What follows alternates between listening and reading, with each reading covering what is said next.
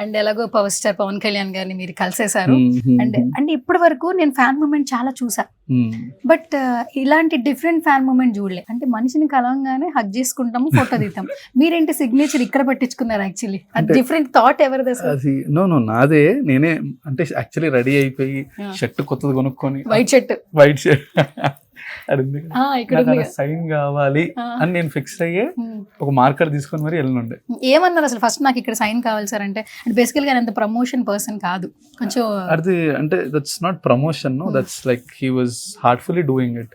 So కలిసినప్పుడు ఈ వారాహి చేశాం కదా, వారాహి చేసినప్పుడు సో ఈ నోటీస్ చూసిండు, ఐడెంటిఫైడ్, అండ్ ఈ told me that okay will definitely meet, మనం మళ్ళీ కలుద్దాము.